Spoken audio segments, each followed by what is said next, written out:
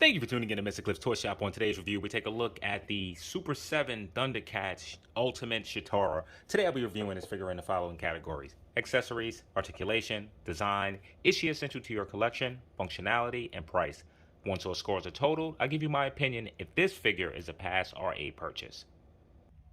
So for accessories, we receive a decent spread. Let's go ahead and start with one of the three head sculpts that we receive. So this head sculpt is the exact one that comes on the figure. The exception is that the eyes are glowing. And then we get another head sculpt, and if you look at them, they're pretty similar in the face, not exactly the same. Wish that we would have gotten more variety, particularly being that this is a sprinting character. Would have liked a more expressive head sculpt, and unfortunately we don't get that. We do, however, get the hair swept backwards. We receive 4 pair of hands, 2 on Cheetara, which are fisted. And if you can look here, you can see a difference of flesh tone, which I like. And we receive her signature bow staff, and this is one of the things that really infuriates me with this line. This is absolutely for adult collectibles. Not sure why this is just so soft and flexible. I would really like something more rigid, and we see this with most of the weapons that come within this line. And we receive her, I guess, retracted bow staff, which if you watch the original series, it actually goes along her forearm.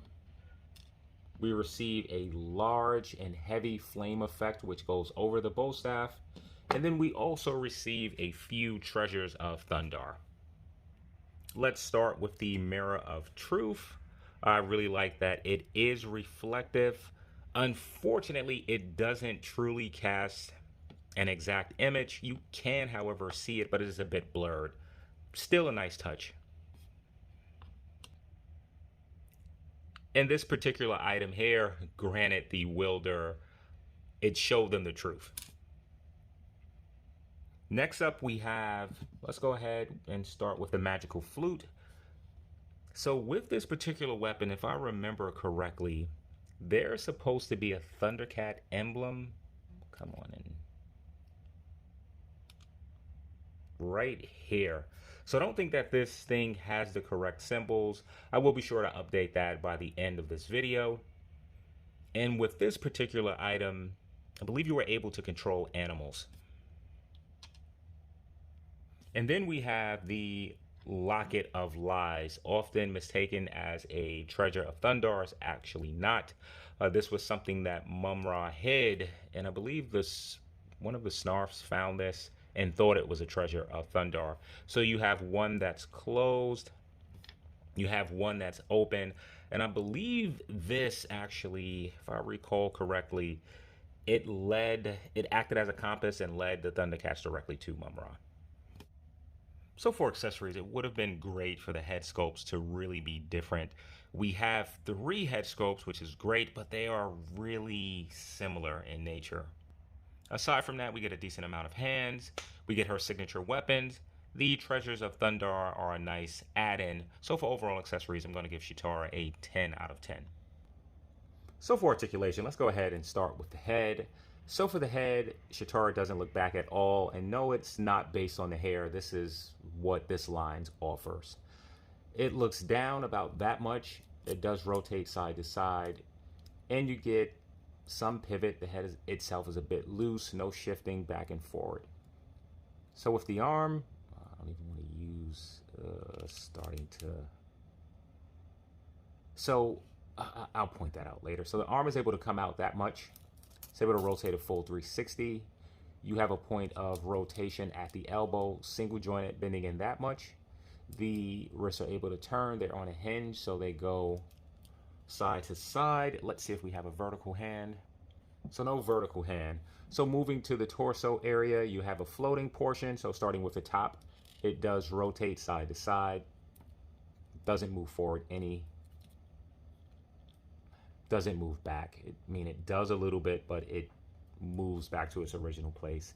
No waist articulation or no torso, no lower torso articulation.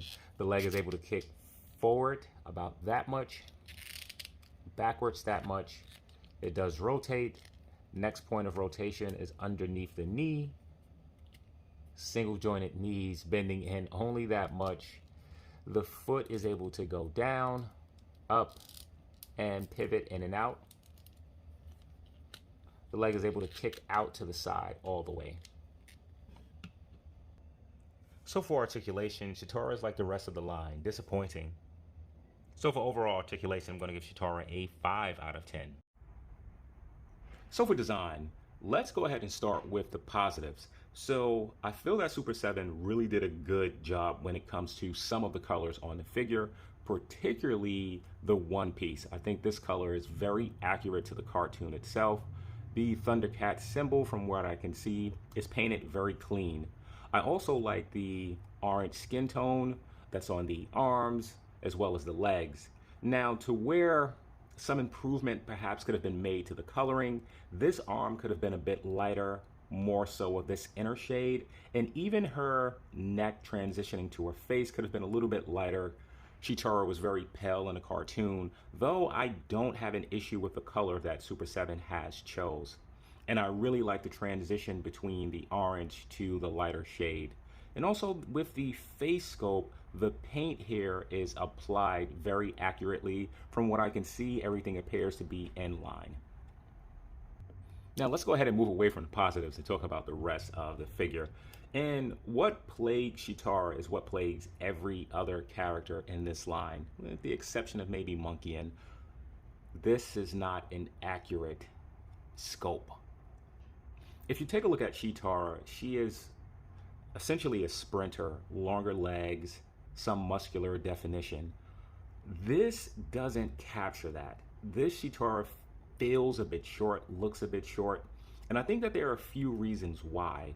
Starting with her arms, if you look at the arms, particularly from the shoulder down to the elbow, it's essentially the same size. There's absolutely no muscle definition.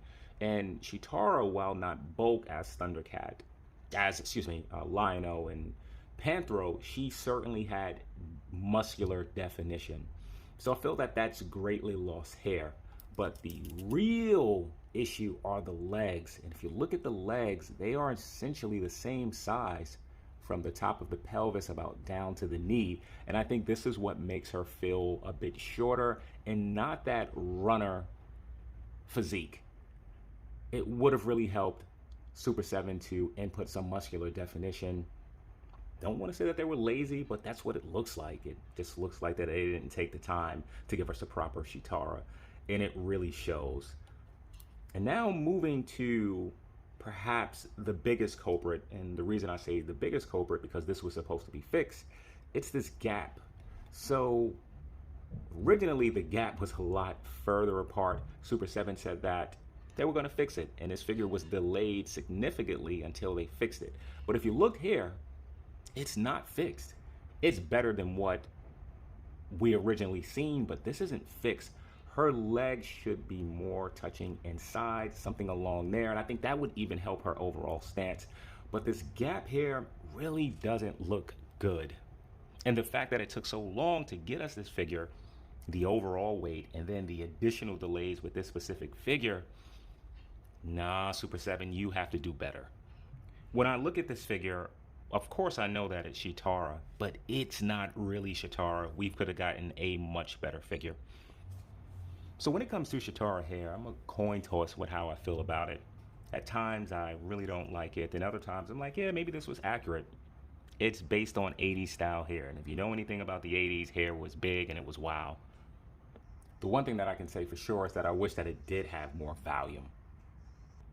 So let me slide Cheetara to the side. I do want to input this image because I want us to really be able to look at the figure side by side. And while this is a statue and in no way are action figures really comparable to statues, but I just want to take a look at the two for a minute just to look at the overall physique. And if you look at this image right here, you can see that muscular definition that I'm talking about. It is not over the top.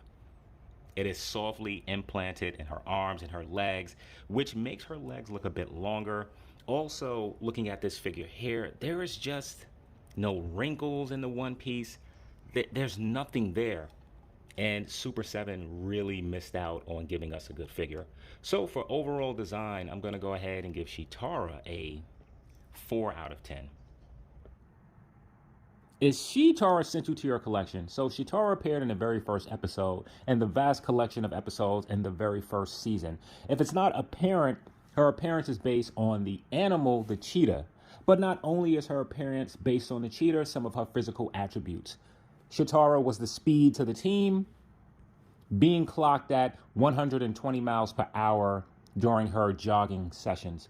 That wasn't her only special ability. She had what was called the Sixth Sense, which will allow her to peer into the past, present, and have an overall sensation of what was taking place around her.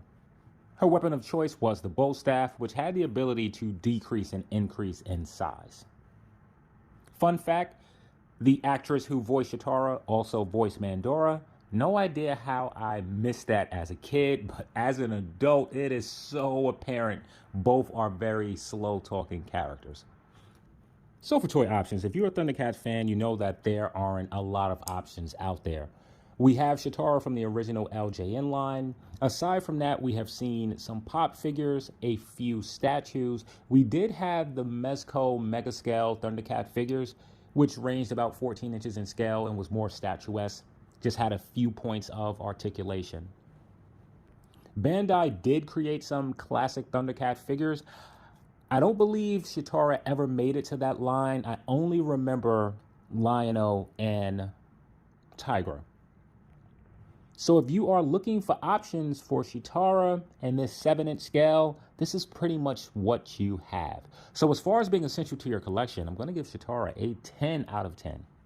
So for functionality, as we see Cheetara passes the stand test, I want to go ahead and start with the head. Let's just pop this off for a moment. And before we put the head back on, just look here. I want to point out that when it comes to the heads on all of these Thundercat figures, not just Cheetara, there's barely any movement. It would have helped greatly if the neck was a separate piece, but I can understand not wanting to break up the scope. In that case, we could have a ball joint that has more movement. But if you look here, look. It barely moves, doesn't move really to the side, barely moves back and forth. This is bad engineering. So now let's go ahead and prop this, I'm going to call this the sprinting head on. All right, so I got the head on. And I really don't like the empty space here. Like it looks a bit weird. Not sure if that's coming across on camera. But again, the head barely moves, which is pretty awful. So the one thing that I do like with functionality is the range with the arm moving forward. I do not like the single jointed elbows, and I don't really think that this looks that good.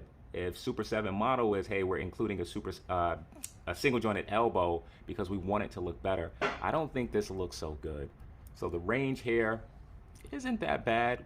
Would be great if it did bend in a little bit better. And now, one of the biggest issues is this torso. So it does move side to side. You have absolutely no pivot. Cheetara can't shift back and forward. I mean side to side, really not back, really not forward. And now, if you're stuck with that, at least we can have waist movement, but there isn't any. So it's really just an antiquated body. So let's go ahead and include some of the accessories. So we're gonna go ahead and pull out this hand. Really like that the hands have the pegs on them. Let's go ahead and insert it here. So I will be deducting points as these hands have no vertical hinge, so they're unable to go up and down, just side to side. So with this particular mirror, it looks a bit big for the opening in her hand, which it is. However, she is able to hold it securely. Same thing with the flute, it's a bit big, but she's able to hold it securely. Coming to her staff, I don't like this staff as it's just too soft and bendable. And I get it if this was made for kids, but it's not. This is an adult collectible. This should have been something more sturdy. So we do have a flame which sits on top of this. lay this down. Oh, I forgot something, Dad. Okay. I also wanted to give you one of those. This. Here, Daddy. Okay, thanks, buddy. Hold on one moment. So the issue with this flame piece is it is very heavy, and being that this bow staff is not what I would consider stable, you have something to where it always wants to topple over and bend. Whoa. Right now it's pretty steady because I have the yeah, my son just knocked it over. I have the bottom of the bow staff on this stable area, so it's supporting the weight. But if you were to attempt to lift her hand, you can see the arm, the wrist, they're not strong enough to hold this. So this will always have to be an effect to where it's either down on a stable area, or you will have to apply it to both of her hands. And even with that, it's a bit unstable. So this wasn't designed the best.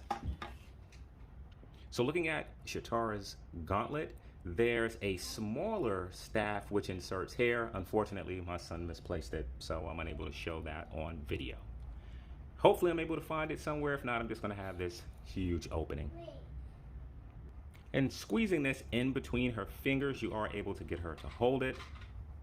There is one that's closed, which could be a bit more difficult, but I'm assuming placing it on the open hand, which you will probably want to see. Let me try. All right, so I recorded a whole segment and did not hit the record button. So for the closed locket, she can hold it like this, open sort of on the hand. So for functionality, I'll be deducting points for each hand that do not have a vertical hinge. Also, we have a runner that you really can't put in a runner stance. Like, this is as far as she goes. So that iconic Cheetara sprinting pose, unfortunately, you can't get her in there, so I'll be deducting points as well. So for overall functionality, I kid you not, I was going to give Cheetara a 2, but I'm going to give Cheetara a 4 out of 10. So for pricing, Cheetara comes in at $50. Add in taxes and shipping, you're looking at a price point of roughly 60 bucks. So now is Cheetara worth the price of admission? Well, let's see what she comes with. In terms of accessories, you receive 3 head sculpts.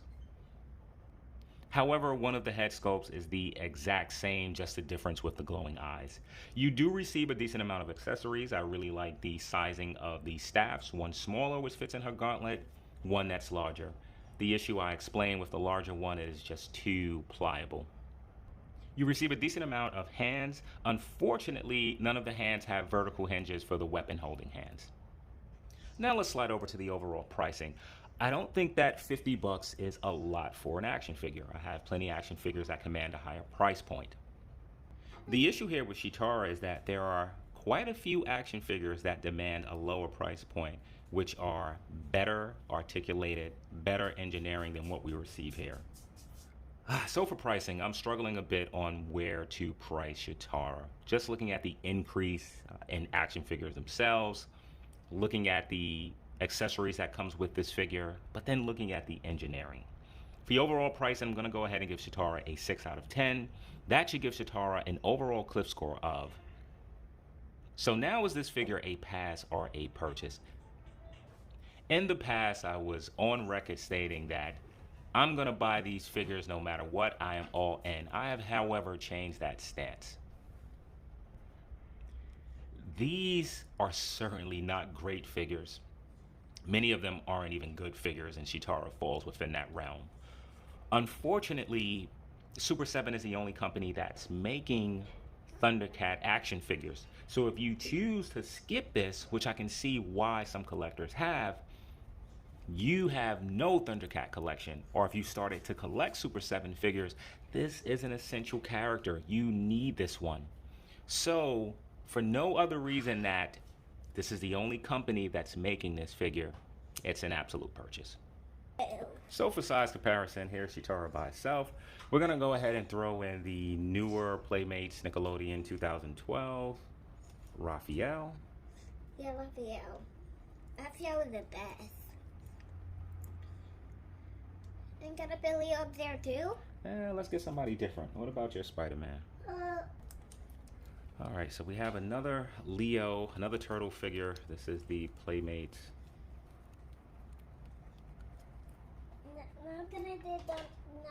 I'm gonna do The other Figure it tail doesn't that I stand, like. so. Oh, okay.